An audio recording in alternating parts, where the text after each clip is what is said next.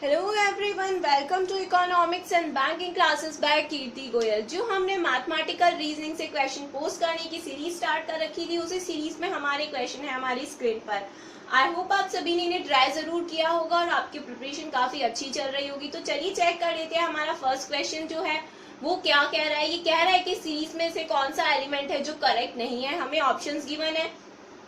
अब सबसे पहले यहाँ पर कौन सा एलिमेंट करेक्ट नहीं है ये चेक करने के लिए मुझे ये पता होना चाहिए कि सीरीज का पैटर्न क्या है। पैटर्न आइडेंटिफाई करने के लिए मैं चेक करती हूँ एडिशन। मैंने चेक किया तो यहाँ पर हो रहा है -4, यहाँ पर है ये 0 और यहाँ पर है ये 2 +2।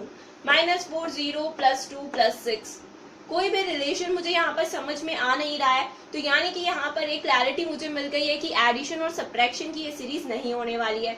तो अब ये सीरीज है किसकी, तो मैं चेक करूंगी मल्टीप्लिकेशन। जैसे ही मैंने मल्टीप्लिकेशन के बारे में सोचा मुझे नजर आया कि यहाँ पर ये इसका जस्ट हाफ हो रहा है, यानी कि ये क्या हो रहा है 1/2 से मल्टीप्लाई हो रहा है। ये किससे हो रहा है 1 से मल्टीप्लाई हो रहा है। अब यहाँ पर ये क्या हो रहा है 1 और उसका हाफ हो रहा है, यानी कि 4 का हाफ 2, यही तो हो रहा है। तो यानी कि किससे मल्टीप्लाई हो रहा है, इससे मल्टीप्लाई हो रहा है। अब ये किससे मल्टीप्लाई हो रहा है 2 से मल्टीप्लाई हो रहा है। तो क्या मैं इसको ऐसे लिख सकती हूँ 0.5 से मल्टीप्लाई हो रहा है 8, तो हमारा आंसर आ रहा है 4 को जब 1 से मल्टीप्लाई किया तो 4 हो गया, फिर मैंने 1.5 से मल्टीप्लाई किया तो 6 हो गया। अब मैं 6 को 2 से मल्टीप्लाई करती हूँ तो 12 हो गया है। तो क्या आना चाहिए 2.5 आना चाहिए। 2.5 से जैसे ही मैं 12 को मल्टीप्लाई करती हूँ कितना आएगा 30 आएगा। लेकिन यहाँ पर क्या गिवन है 28 गिवन है। चलिए और चेक कर लेते हैं 30 को अगर मैं इस पैटर्न को फॉलो करते हुए आगे किससे मल्टीप्लाई होना चाहिए 2.5 के बाद में 3 से मल्टीप्लाई होना चाहिए। जैसे ही मैं 30 को 3 से मल्टीप्लाई करती हूँ मेरा 90 आ जाता है, यानी कि यही वाला एलिमेंट जो था वो गलत था। तो मुझे आंसर मिल गया इस पर्टिकुलर क्वेश्चन के लिए ऑप्शन नंबर 4। आई होप ये क्वेश्चन समझ में आया होगा। काफी अच्छा और इंटरेस्टिंग क्वेश्चन था ये, राइट। तो चलिए हम चेक कर लेते हैं हमारा सेकंड क्वेश्चन। सेकंड क्वेश्चन क्या है, ये कोड है जो अल्फाबेटिकल कोड है। तो यहाँ पर हम चेक कर लेते हैं इसे। इसने बोला है कि क्रीम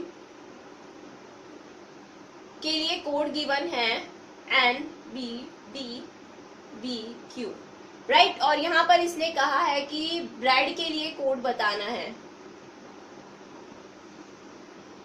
राइट। तो यहाँ पर हमें नजर आ रहा है क्या कि यहाँ पर मैंने फर्स्ट चेक किया कि C से N का रिलेशन। अब यहाँ पर C से N का कोई रिलेशन नहीं है। पहले तो हम यहाँ पर क्या कर सकते हैं नंबर्स को प्लेस कर सकते हैं। ये हमारा हो गया है 3, 18, 5, 1, 13।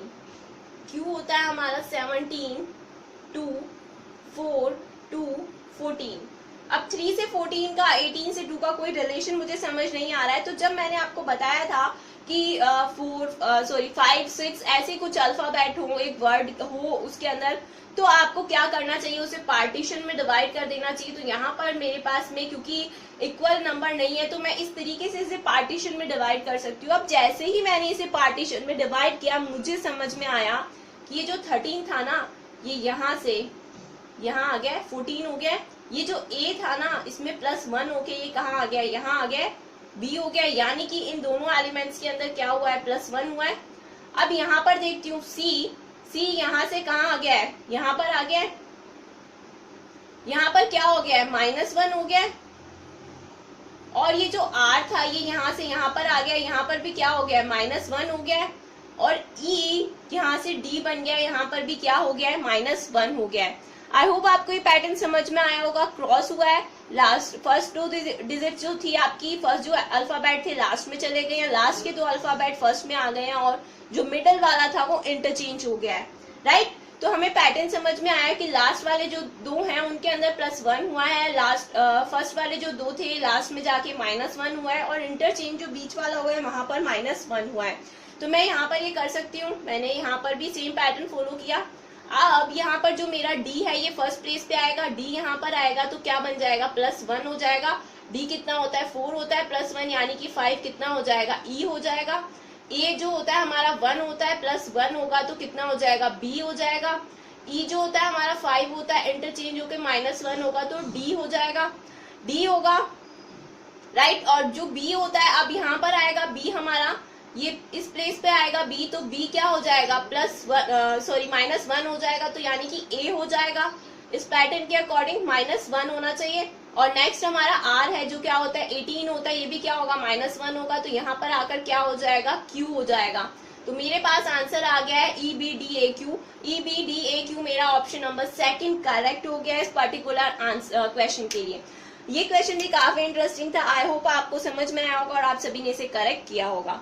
तो चलिए देख लेते हैं हमारा नेक्स्ट क्वेश्चन